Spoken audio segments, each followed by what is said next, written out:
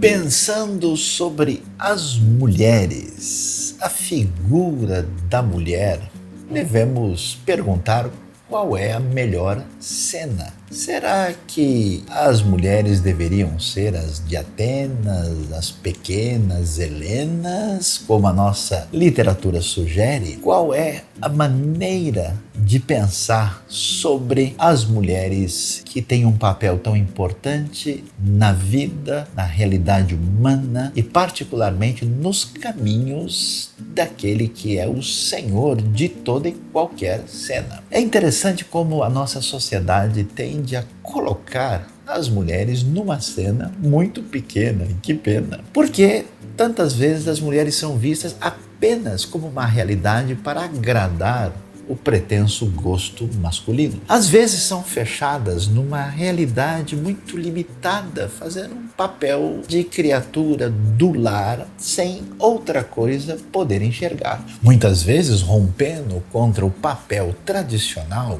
a mulher tenta igualar-se em todos os sentidos ao homem, perdendo o seu papel sem igual. Então, sua função na sociedade, nos caminhos absolutamente marcados pela presença masculina, disputa um espaço e entrando até numa espécie de conflito, de guerra que, falando a verdade, nem vale a pena. É muito significativo observar uma nova cena através daquelas que aparecem na Bíblia com uma perspectiva muito ligada à realidade concreta, terrena. Algumas mulheres do perfil das Nazarenas, das Madalenas. E ver que a figura bíblica da mulher tem uma mais e especialmente bela cena. Ela não é marcada simplesmente por um detalhe que a torna pequena, mas não.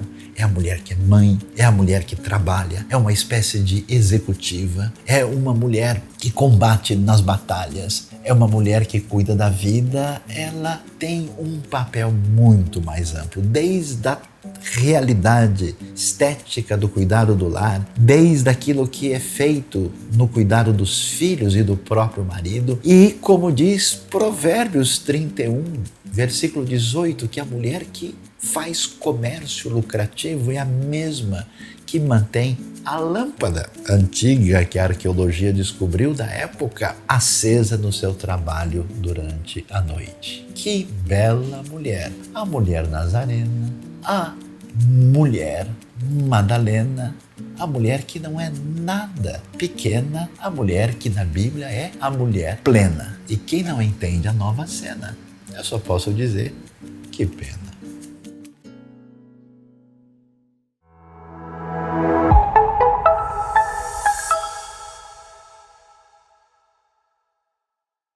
Olá, bom dia! Que bom ter você aqui para mais uma celebração da IBNU. Aproveita, curte esse link, comente, compartilhe e venha celebrar com a gente.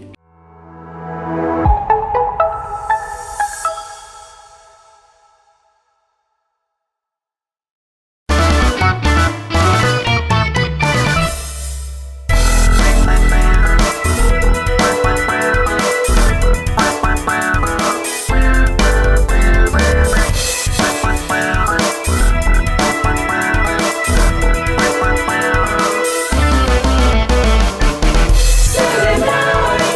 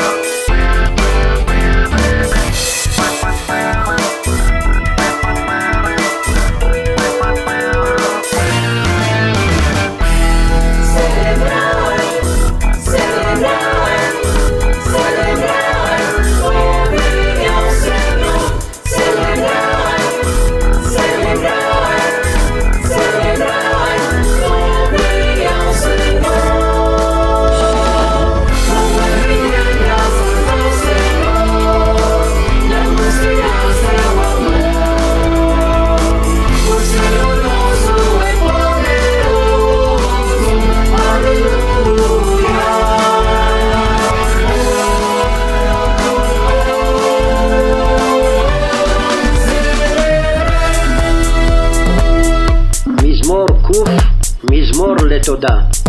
הריעו לאדוני כל הארץ, עבדו את אדוני בשמחה, בואו לפניו ברננה. דעו כי אדוני הוא אלוהים, הוא עשנו ולא אנחנו, עמו וצאן מרעיתו.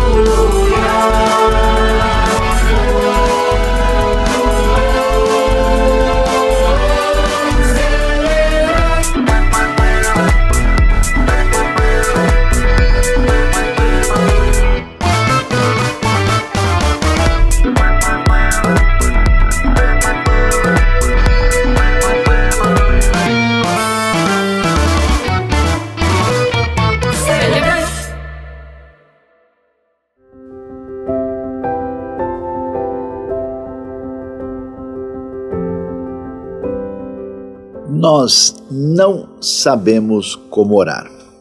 Eu confesso que toda a minha vida nunca aprendi direito. Até porque a oração é um grande mistério. Vamos informar um Deus onisciente a respeito de alguma coisa? Será que Ele precisa saber, informado por nós de alguma coisa? E apesar do mistério da oração, é impressionante que Deus nos convida a fazer parte da sua obra e do seu reino, deixando de lado a nossa ansiedade, entregando aquilo que está no nosso coração, aquilo que é a ilusão do nosso poder nas suas mãos, para que, de maneira poderosa e milagrosa, Ele faça coisas extraordinárias, como o grão de mostarda capaz de transportar montanhas. Então, eu convido você agora a apresentar a sua ansiedade, a sua dor, o seu pedido, a sua gratidão, o seu louvor ao Criador e Redentor através do poderoso nome de Jesus. Deus bondoso, Pai querido, nós te adoramos neste momento. Nós te agradecemos pelo teu poder, pela tua graça, pelas bênçãos, pela vida, pelo sol, pelo dia, pela noite, por tanta coisa que o Senhor dispensa gratuitamente a todos nós.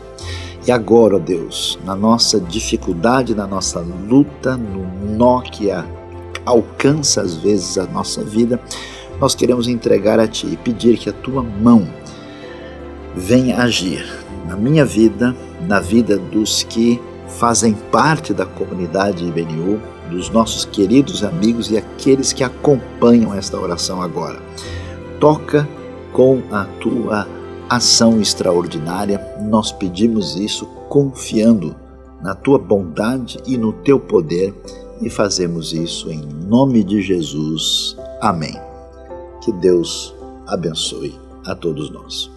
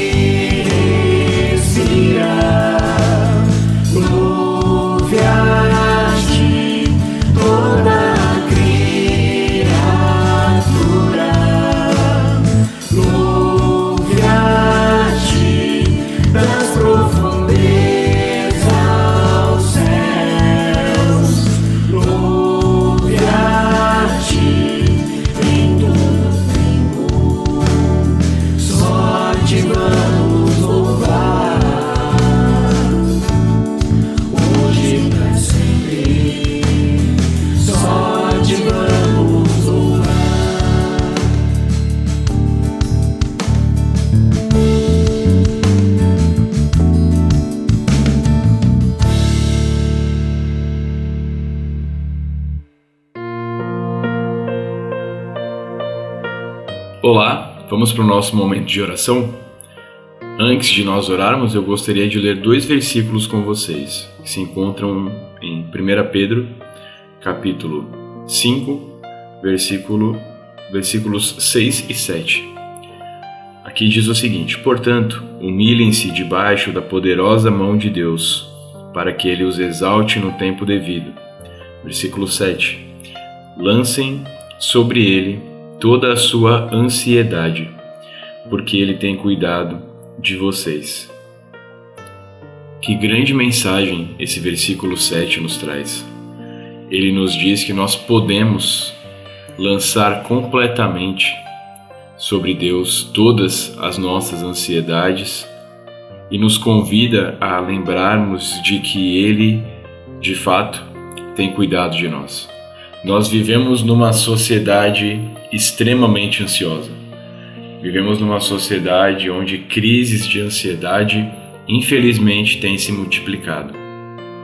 A palavra de Deus, em contraponto a isso, nos traz uma opção mais saudável de vida. A opção de descansarmos em Deus. Não é fácil, não é um exercício simples lançar completamente sobre Deus as nossas ansiedades, mas é aquilo que Deus espera que nós façamos, para que nós o reconheçamos como o único que é capaz de cuidar de nós. A nossa esperança não está localizada no modelo de governo, no modelo de economia, na estabilidade financeira que eu tenho. A nossa esperança, a nossa fé, a nossa segurança precisa estar 100% depositada no nosso Deus. Vamos orar. Deus, muito obrigado, Pai. Muito obrigado porque o Senhor fala conosco. Muito obrigado porque nós temos em Ti uma âncora segura. Nós temos em Ti um refúgio em meio a tantas dificuldades, em meio à correria frenética que as nossas vidas hoje em dia apresentam. Nós temos em Ti aquele que nos acalma, aquele que é plenamente capaz de sanar os nossos medos, de nos tranquilizar, de cuidar de nós. Nos ajuda, Pai, como Seus filhos, como igreja, a vivermos uma realidade de entrega completa a Ti, não somente das nossas alegrias, mas também dos nossos medos, das nossas ansiedades, das nossas dificuldades, das nossas limitações, porque nós temos plena consciência de que o Senhor e somente o Senhor é capaz de resolver as nossas inquietações. Continua trabalhando nas nossas mentes e nos nossos corações para que as nossas vidas glorifiquem o Seu nome. Que nós jamais nos esqueçamos de tudo o que o Senhor já fez por nós. Essa é a minha oração. Em nome de Jesus. Amém.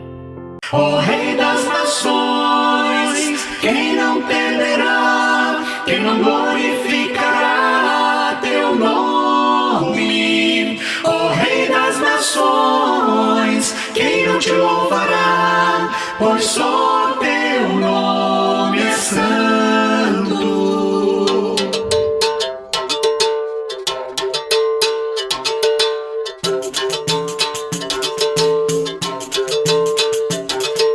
Grandes são as Tuas obras, Senhor Todo-Poderoso.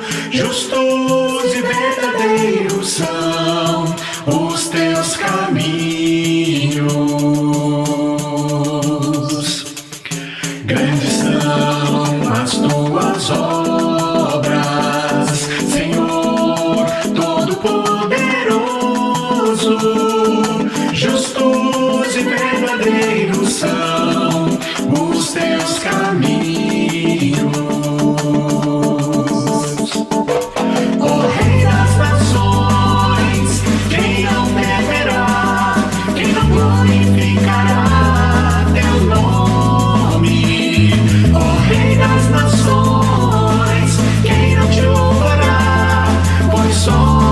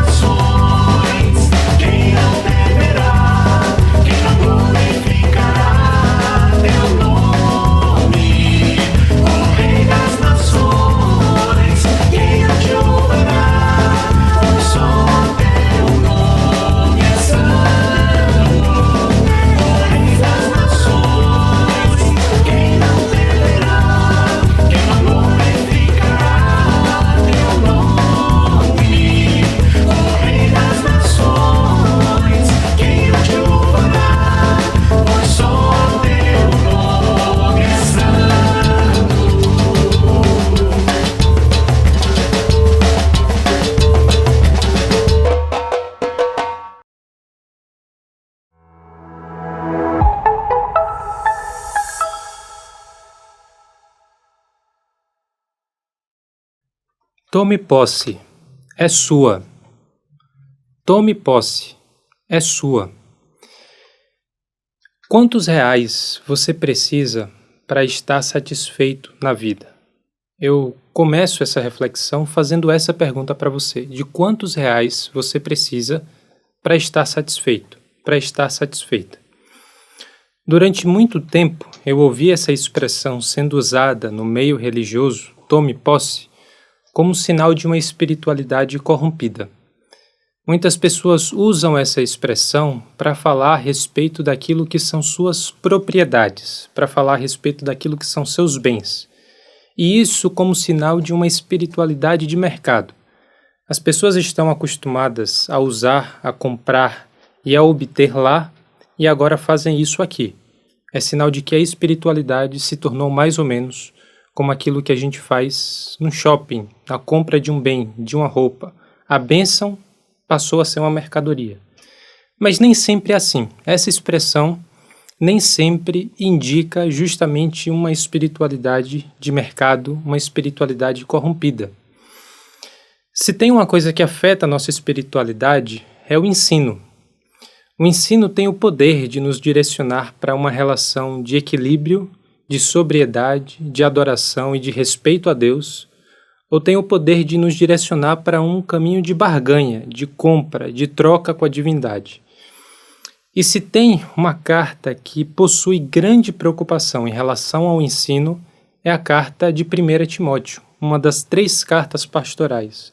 Esse conjunto de cartas tem como grande foco, em especial no texto que a gente vai pensar hoje, na carta que a gente vai ler hoje, tem uma grande preocupação no ensino, a preocupação de como a vida prática, a espiritualidade concreta é determinada pelo tipo de ensino que você dá ouvidos, aquilo que você dá atenção. Por isso eu convido você a ler e acompanhar a leitura de 1 Timóteo, capítulo 6, dos versículos 3 até o versículo 12 e depois do versículo 17 ao versículo 19. Diz assim: se alguém ensina falsas doutrinas e não concorda com a sã doutrina de nosso Senhor Jesus Cristo e com o ensino que é segundo a piedade, é orgulhoso e nada entende. Esse tal mostra um interesse doentio por controvérsias e contendas acerca de palavras, que resultam em inveja, brigas, difamações, suspeitas malignas e atritos constantes entre aqueles que têm a mente corrompida e que são privados da verdade, os quais pensam que a piedade é fonte de lucro. De fato, a piedade com contentamento é grande fonte de lucro, pois nada trouxemos para este mundo e dele nada podemos levar. Por isso, tendo o que comer e com o que vestir-nos, estejamos com isso satisfeitos. Os que querem ficar ricos caem em tentação, em armadilhas e em muitos desejos descontrolados e nocivos, que levam os homens a mergulharem na ruína e na destruição, pois o amor ao dinheiro é a raiz de todos os males. Em algumas versões, o amor ao dinheiro é raiz de todos os males. Algumas pessoas, por cobiçarem o dinheiro, desviaram-se da fé e se atormentaram com muitos sofrimentos. Você, porém, homem de Deus, fuja de tudo isso e busque a justiça, a piedade, a fé, o amor, a perseverança e a mansidão. Combata o bom combate da fé. Tome posse da vida eterna para a qual você foi chamado e fez boa confissão na presença de muitas testemunhas. Versículo 17. Ordene aos que são ricos no presente mundo que não sejam arrogantes, nem ponham sua esperança na incerteza da riqueza, mas em Deus, que de tudo nos provê ricamente para a nossa satisfação. Ordene-lhes que pratiquem o bem, sejam ricos em boas obras, generosos e prontos a repartir. Dessa forma, eles acumularão um tesouro para si mesmos, um firme fundamento para a era que há de vir, e assim alcançarão a verdadeira vida. A carta de 1 Timóteo é chamada de uma carta pastoral porque Paulo está pastoreando em 2 níveis. Ele está pastoreando o seu pupilo, aquele que era um filho na fé, que é Timóteo, e ele está pastoreando também no sentido de instruir Timóteo como ele deve pastorear a igreja que está em Éfeso. Então essa é uma carta pastoral em mais de um sentido. É a relação entre dois homens, mas é a relação entre um mestre e um discípulo que também é mestre e deve conduzir apropriadamente as questões ligadas à vida da comunidade cristã que está em Éfeso. Mas a carta pastoral é relevante para a nossa conversa porque ela não se trata apenas de assuntos referentes à vida do pastor.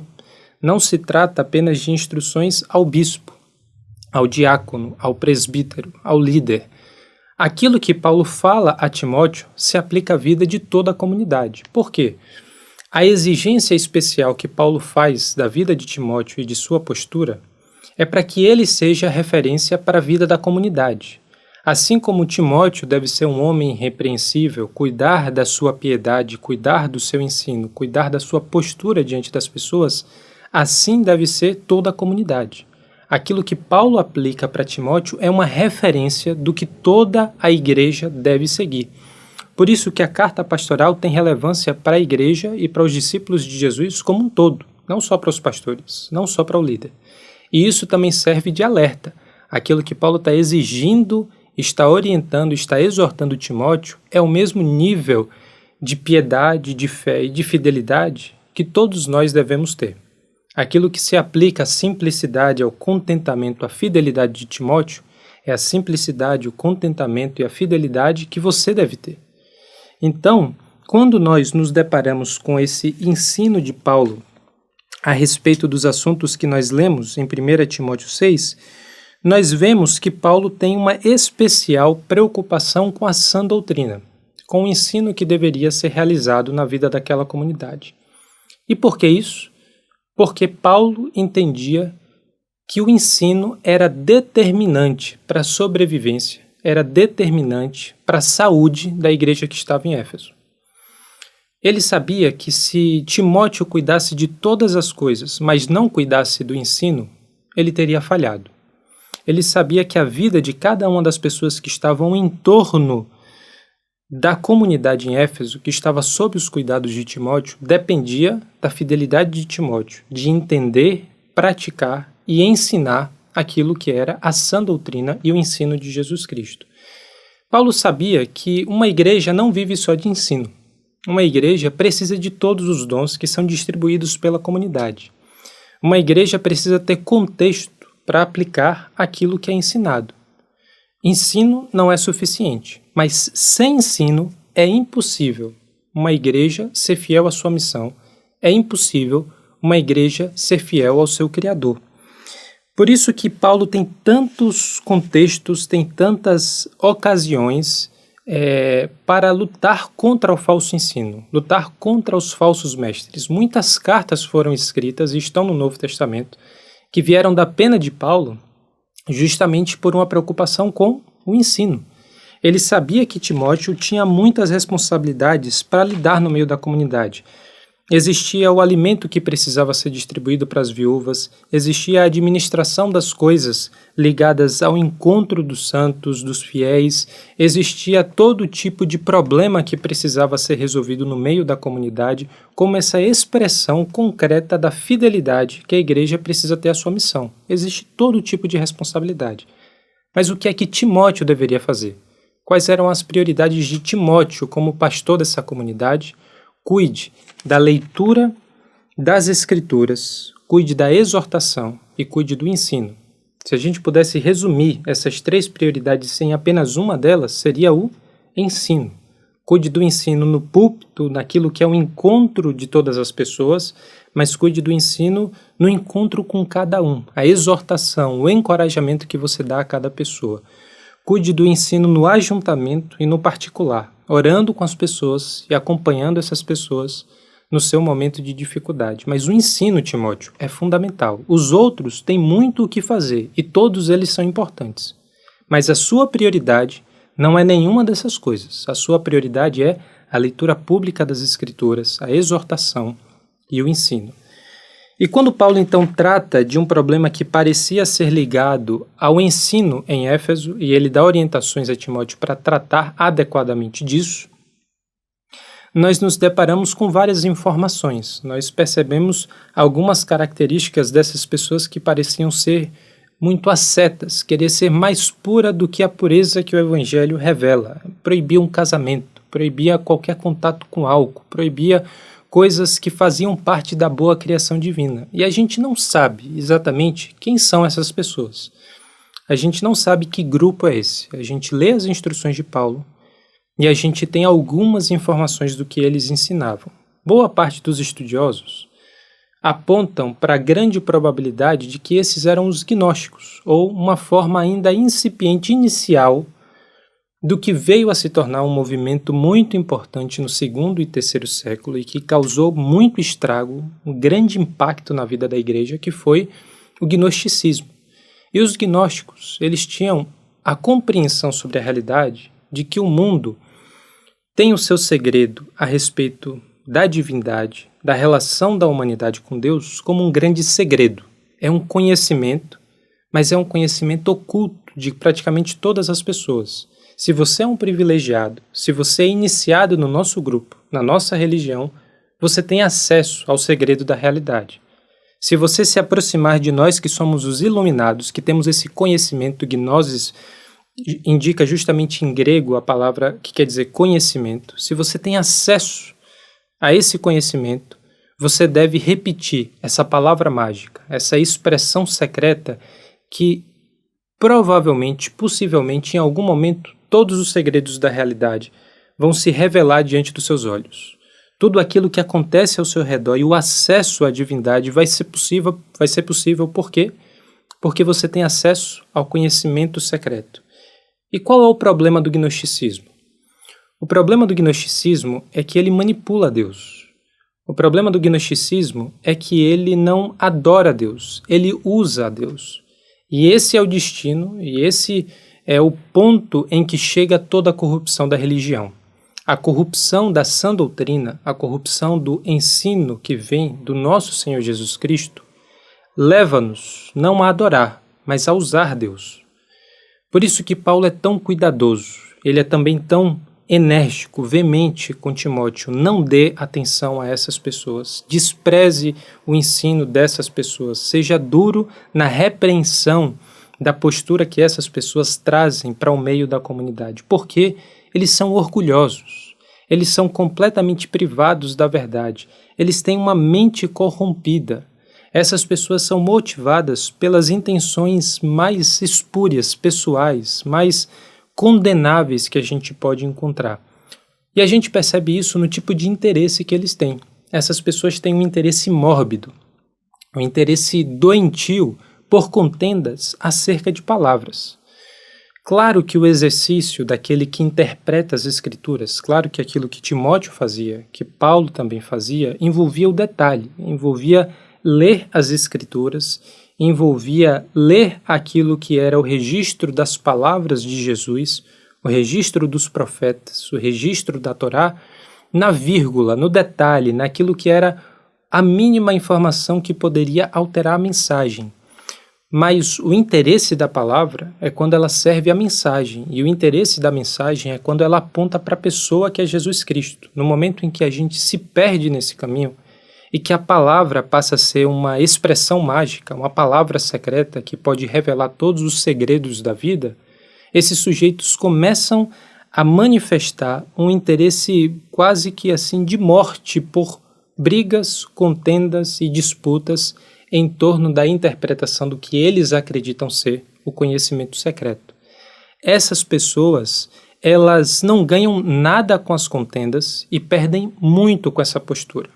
Não ganha nenhum conhecimento da pessoa e da presença de Deus no meio da sua criação, no meio do seu povo, e gera o quê? Aquilo que nós lemos no capítulo 6. Inveja, brigas, difamações, suspeitas malignas. Ou seja, essas pessoas colocam em xeque a confiança que é um elemento necessário para a vida da comunidade. Se você der atenção a esse ensino, Timóteo, a comunidade ficará ameaçada, porque o resultado desse ensino é inveja, briga, difamação, falta de confiança. Então Paulo alerta Timóteo: não se envolva com essas pessoas. Tenha atenção para o ensino. Não seja orgulhoso. Não busque uma briga. Não busque uma contenda que não tem valor nenhum. E o ponto final, Timóteo, daquilo que é o caminho desses mestres, o ponto final dessa jornada de corrupção do ensino do nosso Senhor Jesus Cristo é transformar o Evangelho em fonte de lucro. É transformar o Evangelho em uma possibilidade de ascensão econômica. Aquilo que Paulo está tratando aqui não era completamente estranho aos ouvidos de Timóteo e das pessoas que estavam junto com ele. Porque era comum naquela época que muitos mestres da filosofia, os sofistas, por exemplo, transformassem a filosofia e o conhecimento filosófico em mercadoria. O ensino era uma forma de aquisição de riqueza. O ensino e o conhecimento era uma forma de acúmulo de bens. Paulo está falando, eles fazem isso, você não. O Evangelho, a piedade, não é fonte de lucro.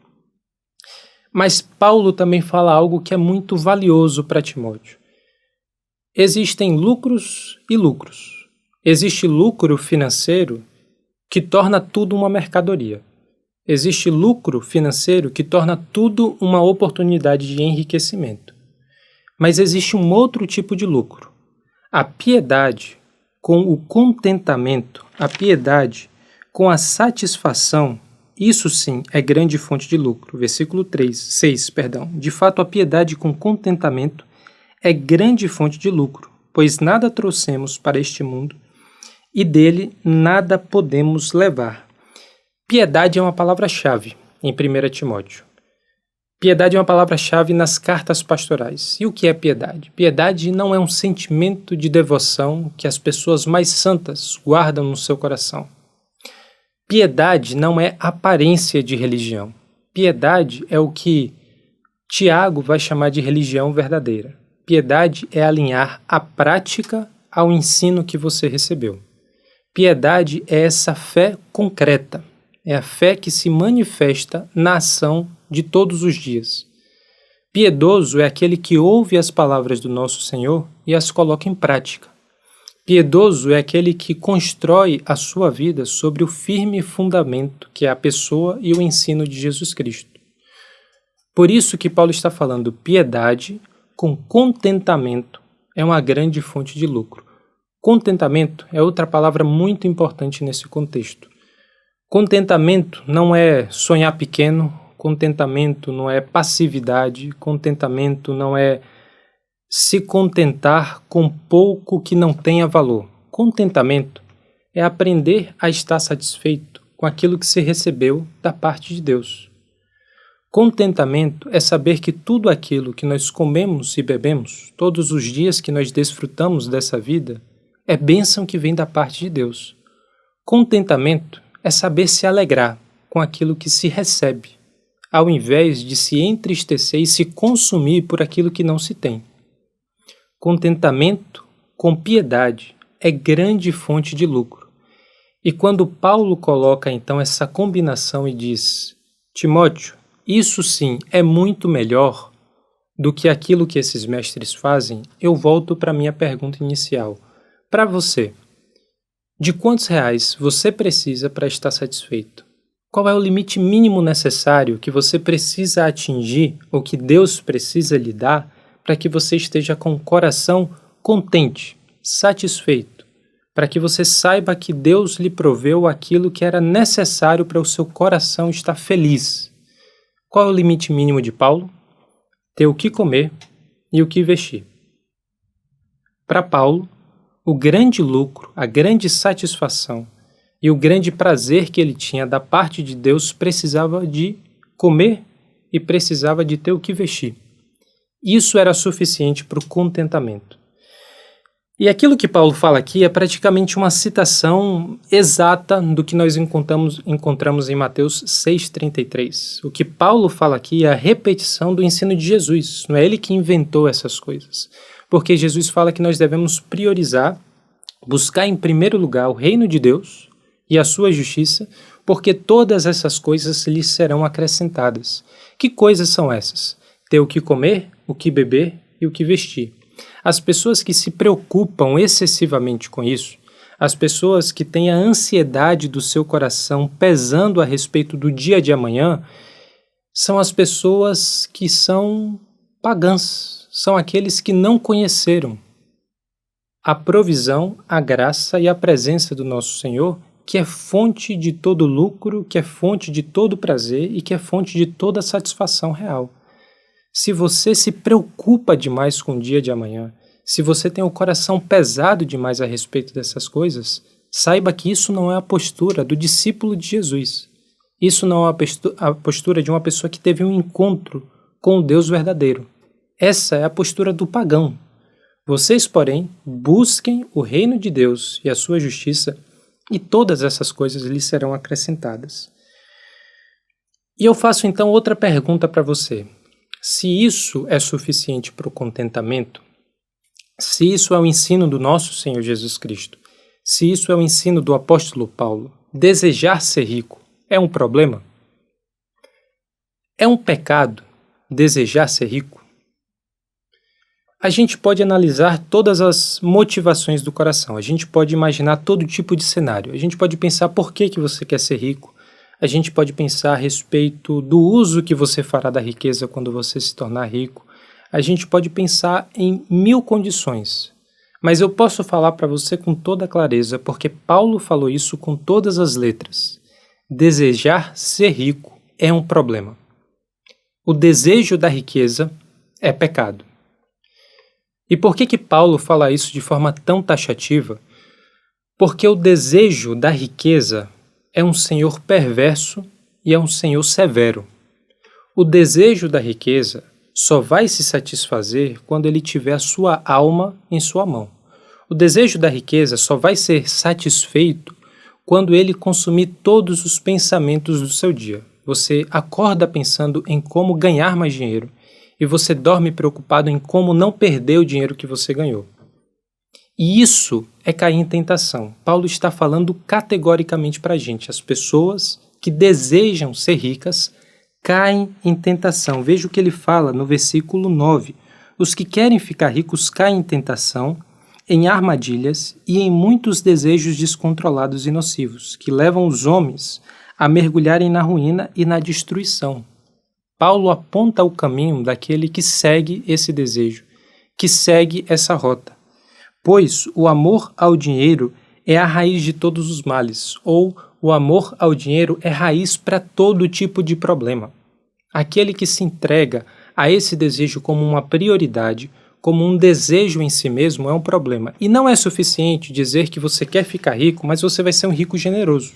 Isso não é suficiente. Por quê? O que está no seu coração é querer ser rico. Ser generoso é o segundo plano. Ser generoso é a parte menos importante do seu desejo, porque o que você quer é ser rico. O que se deve fazer é inverter a ordem. O que você deve buscar e o que você deve desejar é o reino de Deus e sua justiça. E quando a gente coloca isso, a gente não está propondo um caminho menos interessante. Quando Paulo fala isso, ele não está dizendo que a nossa vida tem que ser menos instigante, que tem que ser uma vida menos motivante do que aquele que tem o desejo de se tornar rico.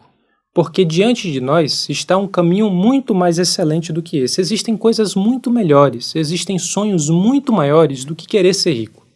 Eu tenho uma certa frustração, eu tenho uma completa frustração quando eu converso com alguém que tem toda a criatividade do mundo, que tem todas as oportunidades do mundo, que tem muita inteligência, que tem muitos desejos no seu coração, mas que deu para querer ser rico. Se perdeu com o canto da sereia, que é o dinheiro. Essa pessoa podia ser tanta coisa na vida e deu para querer se tornar rico. É um desperdício de tantos recursos, é um desperdício de tantas coisas que ele poderia experimentar, de tantos frutos que ele poderia dar na vida, que olhar para todo esse valor dedicado ao Senhor perverso e ao Senhor severo, que é o desejo da riqueza, necessariamente gera uma frustração, mas também gera uma esperança. Em algum momento, essa pessoa pode ter outro encontro com a pessoa de Jesus e pode ter outra perspectiva a respeito da vida. Paulo propõe para a gente um caminho muito melhor, muito mais excelente, porque aquilo que nós já temos, aquilo que já foi prometido a gente pelo nosso Senhor Jesus Cristo é muito melhor do que desejar riqueza. Se você acredita na Bíblia, se você acredita naquilo que Jesus nos ensinou e nos revelou, não faz sentido desejar querer ser rico. Você já viu aquele carrão no meio da rua? Foi Deus que me deu? Você já viu aquela pessoa que é rica e faz questão não só de desfrutar da sua riqueza, mas dizer que aquilo é resultado da bênção espiritual, mas ela usa tudo para si mesmo? Então, eu não me contento com isso. Eu acho que se contentar com isso é muito pouco. Se contentar em receber na vida o dinheiro e a riqueza como fonte de satisfação é desejar muito pouco. Bem-aventurados os humildes, porque eles herdarão a terra. Mateus 5:5. Aquilo que Jesus nos prometeu é que a gente não vai herdar um carro, uma casa, a gente não vai herdar dinheiro, a gente vai herdar a terra. E eu acredito que terra, na boca de Jesus, é uma metonímia, é uma figura de linguagem, é uma parte pelo todo. Aquilo que terra significa nesse texto é toda a criação. Bem-aventurados os humildes, porque eles herdarão toda a criação. Isso porque a criação é de Deus, e o Pai entregou o domínio dos reinos e das nações ao Filho, e o Filho é rei sobre todas as coisas, sobre todos os reinos, sobre toda a terra, sobre toda a criação, e nós somos co-herdeiros com Cristo. Eu não recebi simplesmente uma conta bancária mais gorda, eu recebi junto com Cristo toda a criação. Eu sou co-herdeiro com o nosso Senhor Jesus Cristo, e sempre que eu falo isso, minha mente se volta para o texto que vem logo depois, de Romanos 8,17, e que afirma que os nossos sofrimentos na presente era são incomparavelmente menor do que aquilo que nós iremos herdar, do que a glória que em nós será manifestada. Nós temos uma promessa de uma riqueza muito maior, muito desproporcional em relação a qualquer sofrimento que a gente possa ter nessa vida. Isso porque em nós será manifestada uma glória que trará libertação de toda a criação, porque a criação aguarda ansiosamente pela revelação da glória dos filhos de Deus. Essa é a criação que foi submetida à escravidão da inutilidade, não por vontade própria, mas na expectativa do nosso Criador de que quando nós manifestarmos aquilo que nós seremos em plena glória por meio do corpo glorificado, nós levaremos essa glória que Deus revelará em nós para toda a criação.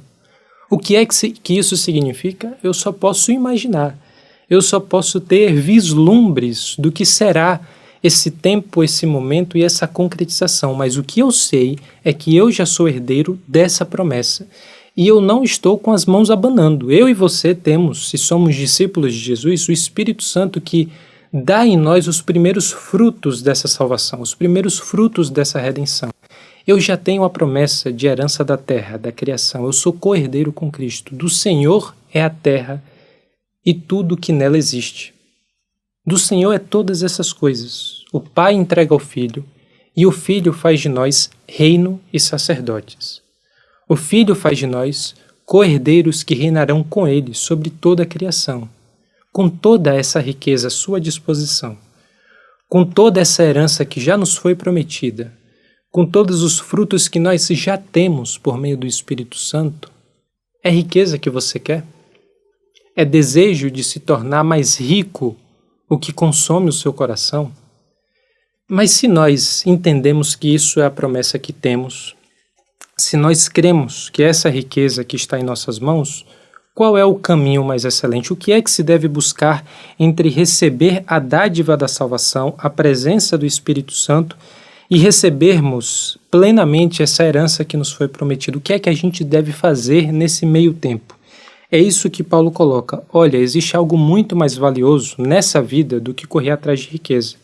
É correr atrás da justiça, da piedade, da fé, do amor, da perseverança e da mansidão. Esse é um caminho muito mais excelente. Isso é muito mais valioso para você fazer com o seu tempo, para você fazer com a sua energia. Você quer preparar o seu filho, a sua filha para o futuro? Não é colocando ele no colégio mais caro da cidade que você vai fazer isso, que você vai alcançar esse objetivo. Você quer preparar o seu filho para o futuro? Não é tornando ele ou ela mais competitivo, aprendendo a ler as tendências do mercado. Preparar alguém para o futuro é preparar alguém para perseguir a justiça, para perseguir a piedade, para perseguir e exercer a fé, para dar o amor generosamente, para ser perseverante, para ser manso. Isso é muito mais valioso, porque isso traz frutos para a presente vida e para a era que está por vir. Isso é muito mais valioso porque isso traz o fruto para o tempo presente e o fruto para a eternidade. E você pode esquecer de tudo que a gente conversou até esse momento, mas eu gostaria que você lembrasse disso.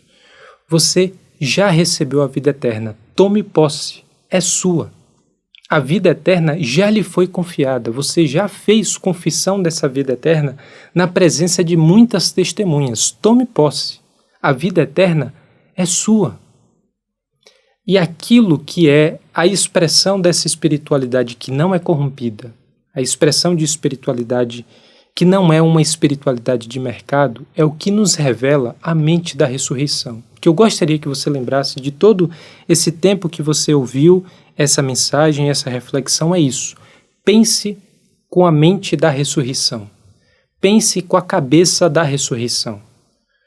Existem contendas que não têm valor nenhum, mas existem batalhas que têm o valor de uma vida inteira. É isso que Paulo está dizendo. Timóteo, tem contenda que vai ser perda de tempo. Não só perda de tempo, mas vai ser nocivo para a vida da comunidade. Vai gerar inveja, vai gerar difamação, vai gerar briga, intriga, facções. Fuja dessas coisas, homem de Deus. Mas busque aquilo que gera vida não só para o presente, mas para toda a eternidade. Timóteo, essa é a batalha que vale a pena lutar. Essa é a guerra que você não pode evitar. E como é que você entra nesse campo de batalha? Como é que você entra para essa guerra tomando posse da vida eterna?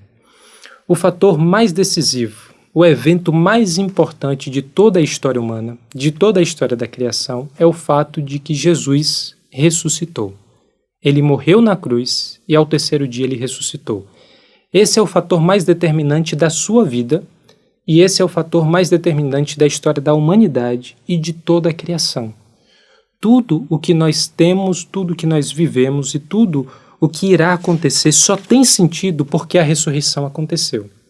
E se a ressurreição aconteceu, nós temos junto com ela a promessa de que, sendo feitos filhos de Deus, sendo co-herdeiros com Cristo, aquilo que ele recebeu, nós também receberemos. Nós passaremos por essa ressurreição. O corpo que hoje você tem vai morrer. Essa é uma certeza que nós temos. Talvez Jesus volte antes de você morrer e você tenha um destino semelhante ao de Elias, ao de Enoque, mas muito provavelmente você vai morrer. E qual a expectativa de vida de um brasileiro? Qual a expectativa de vida em qualquer país, até com condições de vida melhores do que o Brasil? 80 anos? 85 anos? É um sopro. É muito pouco. É uma escala de tempo muito diminuta. Mas nós cremos que nós passaremos pela ressurreição. Se a ressurreição ainda não chegou, a vida eterna já se iniciou. Tome posse da vida eterna que você já recebeu, já lhe foi confiada, Timóteo. Eu e você, que entendemos a mensagem do reino, que tivemos um encontro com a pessoa de Jesus, já temos a vida eterna hoje, no presente. Tome posse dela e pense a partir da ressurreição. Pense com a mente de alguém que já desfruta dessa vida eterna. Quando a gente começa a imaginar e a entender o que tudo isso significa, todas as coisas ao nosso redor, tudo que está dentro de nossa mente, de nosso coração, é afetado, é transformado. Porque você já não avalia mais a sua vida, você já não conta o tempo da sua existência em dias, em meses, em anos, nem em décadas. Você avalia a sua vida e a sua existência à luz da eternidade. Você sabe que esse corpo vai morrer, mas a sua vida não termina aí. Você sabe que esse corpo vai perecer, mas você tem a vida da ressurreição, o corpo glorificado. O que faz sentido para a sua vida não é mais o que fazia sentido quando você tinha expectativa de viver 80 anos, 90 anos. O que faz sentido para a sua vida é o que faz sentido à luz da eternidade. Com isso, o valor das coisas muda completamente. Tem coisas que antes eram muito valiosas justamente porque você tinha só 80 anos, 90 anos para desfrutar da vida. E isso com incerteza. Ninguém sabe do dia de amanhã. Ninguém tem garantias de que vai viver até 80, 90 ou 100 anos. Mas mesmo com essa perspectiva, muitas coisas ganham o seu valor pela finitude desse pequeno intervalo de tempo. Agora não. Agora o valor das coisas são avaliadas à luz da eternidade. C.S. Lewis expressou isso de uma maneira muito precisa quando ele disse que tudo o que não é eterno é eternamente inútil. Tudo aquilo que não vai durar eternamente terá uma eternidade inteira para comprovar sua inutilidade. Por isso que a gente precisa avaliar as nossas decisões, a gente precisa avaliar o uso que fazemos do nosso tempo, energia e bens à luz da eternidade. Pense com a cabeça da eternidade. E quando a gente pensa com a cabeça da ressurreição, nós tomamos decisões de forma muito diferente. Nós tomamos decisões priorizando coisas muito diferentes do que faríamos sem a mente da ressurreição. Por exemplo, o esforço que vale a pena. À luz da eternidade, nenhum esforço é grande demais. À luz da eternidade, fazer aquilo no tempo presente que vai gerar frutos para a eternidade é algo tão valioso que nenhum esforço é muito grande. Por isso, avalie aquilo que você está fazendo e faça essa pergunta. Isso que eu estou fazendo gerará frutos para a eternidade? Dá frutos no tempo presente, mas que vão permanecer e frutificar ainda mais na eternidade? Se não, talvez seja porque você precisa pensar um pouco mais, avaliar um pouco melhor quais são os impactos do que você está fazendo. Mas também existe a possibilidade de que você tenha que abandonar isso que você está fazendo. Talvez o que você está fazendo não faz sentido à luz da eternidade, e você precisa mudar e transformar essa rota radicalmente, priorizar coisas que são completamente diferentes. Essa é uma possibilidade. Mas o que eu tenho convicção é o que você precisa fazer é responder essa pergunta. O que eu estou fazendo? O que eu vivo nos dias que o Senhor me deu nesse corpo e nessa vida fazem sentido à luz da eternidade? E Paulo nos dá um estudo de caso do que isso significa. Nos dá um exemplo do que quer dizer pensar com a mente da ressurreição, tomar posse da vida eterna. E preste atenção nisso. 1 Timóteo tem 6 capítulos. São 6 capítulos para falar de muitas coisas. É pouco espaço para muito assunto. Então, o que ele escolhe colocar no final tem uma importância singular. Ele está chamando a atenção nas palavras finais de Timóteo para esse assunto. Timóteo, preste atenção disso aqui. E o que é que surge nos versículos finais de 1 Timóteo 6? A orientação que deve ser dada aos ricos, versículos 17 a 19. Um estudo de caso do que significa pensar com a mente da ressurreição é justamente a orientação que Paulo dá a Timóteo e Timóteo deve dar àquela comunidade. E aí eu faço uma terceira pergunta para você. Aquele que está rico está em pecado? Todo rico é um pecador pelo simples fato de ser rico? Depende. Depende do uso que você faz da sua riqueza. Você supriu a sua necessidade e a necessidade da sua família. Você tem segurança alimentar, você tem segurança de moradia, você tem acesso à saúde, você pode dar educação para os seus filhos. E ainda assim você gasta muito mais do que isso. Você gasta a maior parte do que você tem para si e para os seus. Então sim, ser rico nesse caso é pecado. Você já supriu a sua necessidade e ainda assim a sua riqueza serve para satisfazer a glutonaria do seu coração? Sim, ser rico é pecado. Nesse caso, ser rico é sinônimo de pecado. A palavra de ordem de Timóteo, a palavra de ordem de Paulo a Timóteo é suficiência. O que é suficiente para viver? O que é suficiente para buscar o reino de Deus e a sua justiça? O que é necessário para você cumprir a sua missão e estar com o coração contente por aquilo que você recebeu da parte de Deus? Isso é que deve ser a postura do presbítero, do bispo, do líder, mas de todo aquele que faz parte do corpo de Cristo. Suficiência, não opulência. É ter o que é necessário, não o que se deseja. E necessidade é necessidade. Vontade é vontade. Eu gostaria de ser muito explícito nesse ponto. Eu gostaria de ser muito claro no que isso significa. A casa e o apartamento de luxo não são necessidades, é vontade. O carro do ano não é necessidade, é vontade. O apartamento, a roupa chique, a roupa de marca, o restaurante chique, as viagens sem fim, o gasto consigo mesmo indefinido, não é necessidade, é vontade.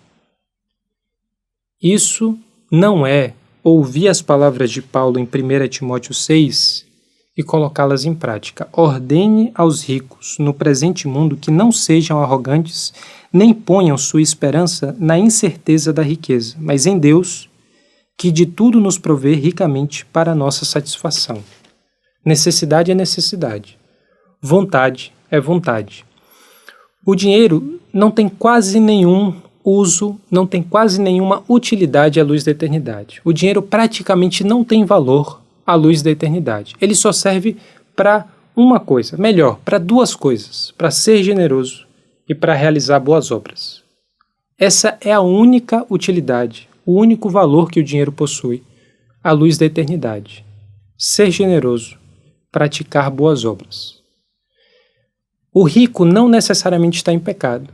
Se o rico é rico, mas entende que o seu dinheiro não é seu, entende que o seu dinheiro é para suprir a sua necessidade, a necessidade da sua família, mas todo o resto é para cumprir a vontade de Deus, sendo generoso e realizando boas obras, então não só eu não acredito que essa pessoa não está em pecado, eu não acredito que essa pessoa está em pecado, ela é uma pessoa fiel, como eu acredito que ela tem uma grande responsabilidade no reino de Deus.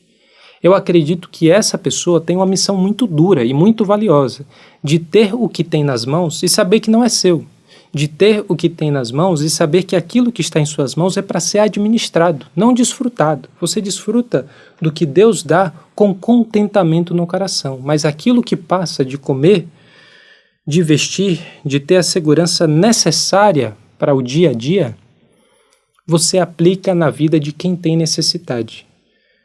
A riqueza é para encontrar os necessitados reais e suprir aquilo que é a necessidade real dessas pessoas. Esse rico não só não está em pecado, como cumpre uma função, como cumpre uma missão que é muito valiosa dentro do reino de Deus.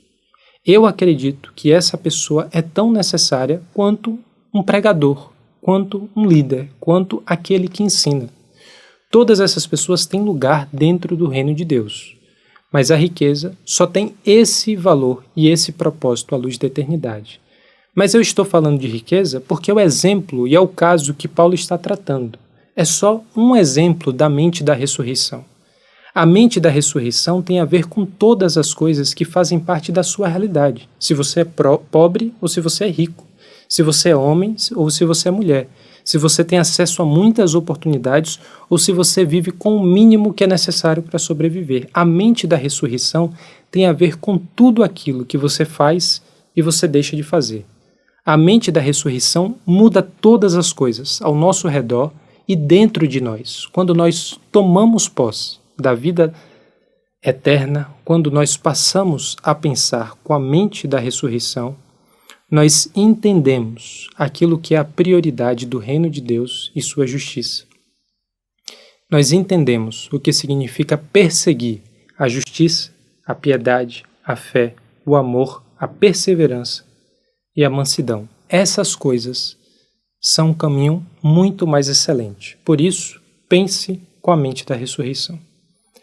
Senhor nosso Deus e Pai, nós agradecemos ao Senhor pela vida eterna que o Senhor nos deu, agradecemos ao Senhor pela dádiva de recebermos como herança a terra, recebermos como herança o direito de sermos chamados filhos de Deus, recebermos como herança a reconciliação com o Senhor, herança conquistada por Jesus e dada como graça para nós que somos teus filhos. Pedimos que o Senhor renove o nosso coração no desejo de viver e perseguir justiça, viver e perseguir piedade, fé, amor, perseverança e mansidão. Que nós tenhamos um sonho e um desejo muito mais elevado do que a cegueira que o desejo da riqueza traz ao nosso coração. Que tenhamos um desejo muito mais elevado do que se contentar com tão pouco. E que tenhamos a generosidade. Que tenhamos, Senhor nosso Deus, a perseverança em fazer boas obras com tudo que o Senhor colocou em nossas mãos. Pedimos que o Senhor nos dê essa mente da ressurreição, a mente de Cristo, e que nós tomemos posse da vida eterna. Em nome de Jesus. Amém.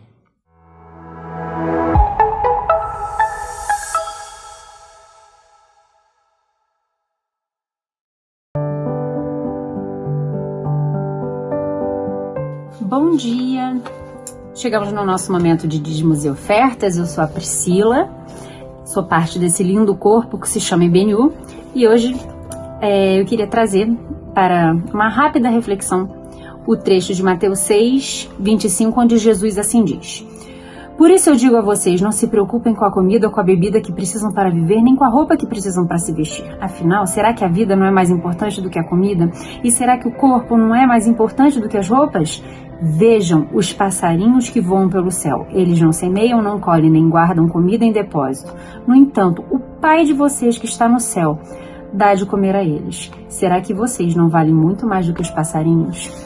Esse é um convite que Jesus nos faz a descansar e confiar na provisão de Deus. Nós, enquanto igreja, temos nossos desafios, nossos compromissos financeiros.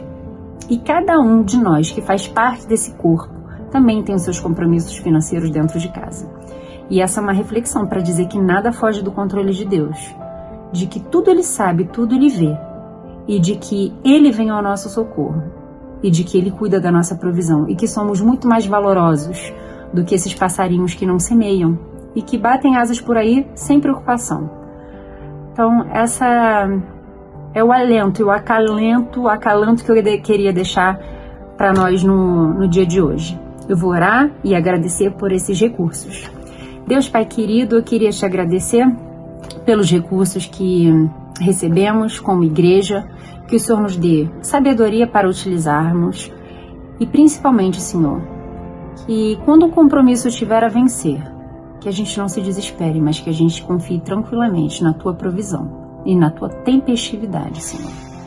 Em nome de Jesus, amém.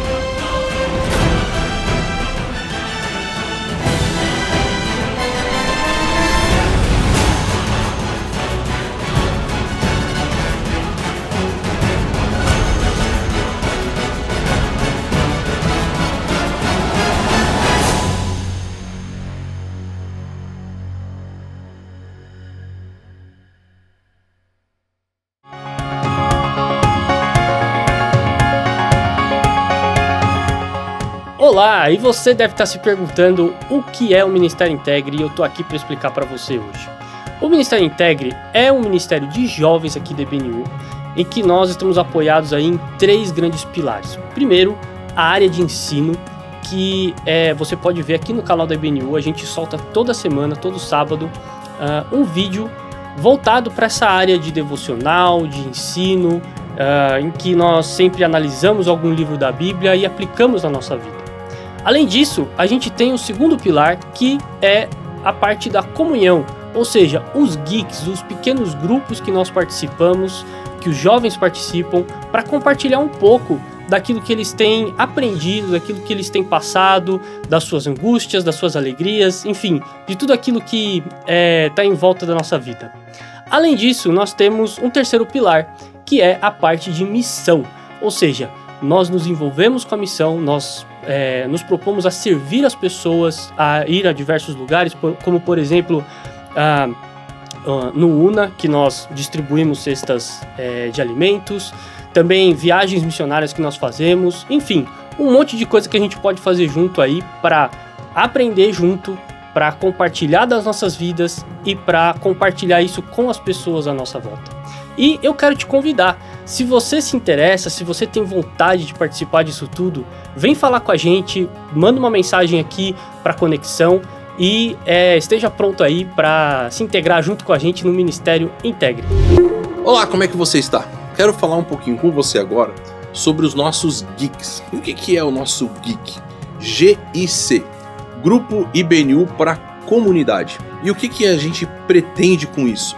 A gente pretende que você tenha um ambiente acolhedor, um ambiente gostoso, um ambiente onde você possa conversar com outras pessoas a respeito daquilo que Deus tem feito na sua vida, ser abençoado por essas pessoas, abençoar também a vida delas e, como um pequeno grupo, poder pensar e agir em relação à sociedade, à comunidade que você está inserido, para que o reino de Deus possa se expandir em todo lugar.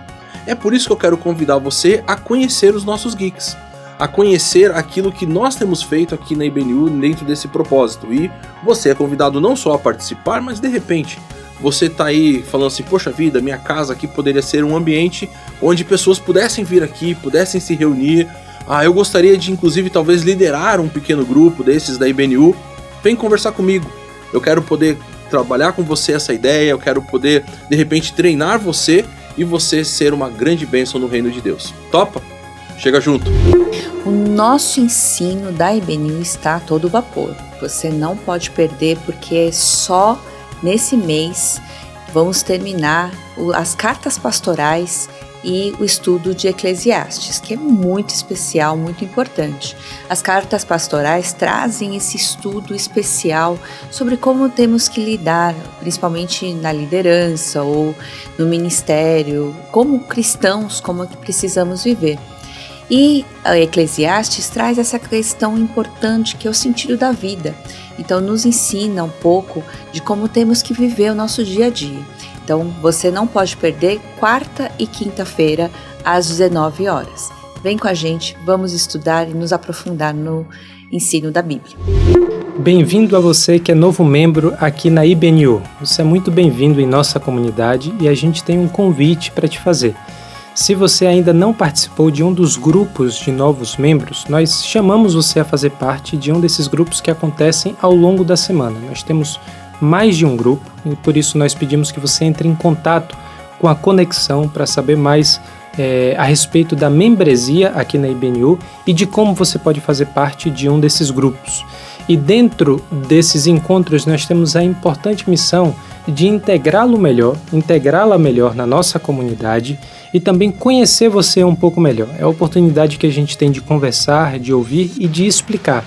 É nesse contexto que a gente também fala a respeito da teologia da IBNU. Quais são as doutrinas e qual é o ensino fundamental que nós cremos a respeito de Deus, do Filho, do Espírito Santo, a respeito de anjos e demônios e vários assuntos que fazem parte da teologia básica da IBNU.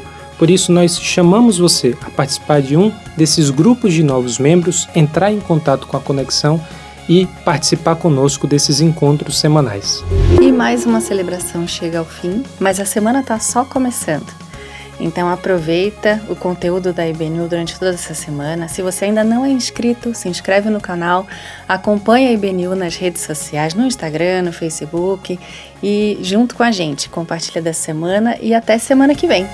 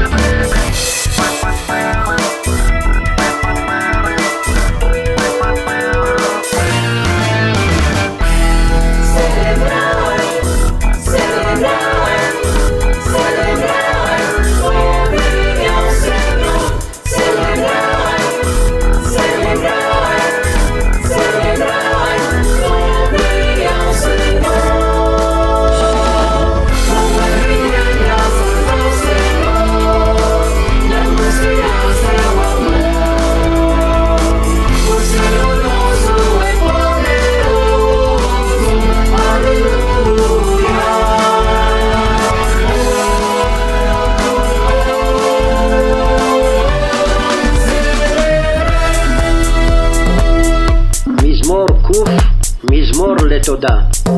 הריעו לאדוני כל הארץ, עבדו את אדוני בשמחה, בואו לפניו ברננה. דעו כי אדוני הוא אלוהים, הוא עשנו ולא אנחנו,